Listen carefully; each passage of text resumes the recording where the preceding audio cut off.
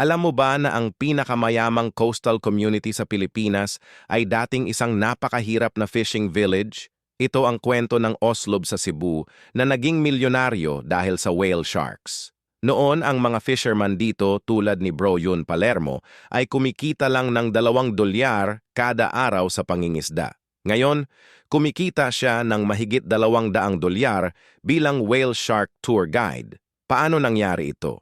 Noong nagsimula silang protektahan ang whale sharks sa halip na hulihin, nag-develop sila ng special protocols.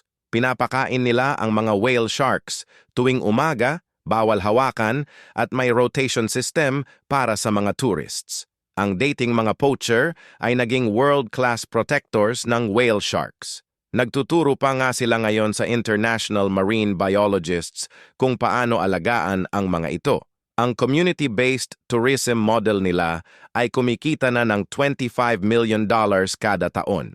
Ang kanilang ethical wildlife tourism standards ay ginagaya na sa 12 countries worldwide. Ito ang patunay na ang conservation ay hindi lang nakakatulong sa kalikasan, kundi pati na rin sa ekonomiya ng mga Pilipino.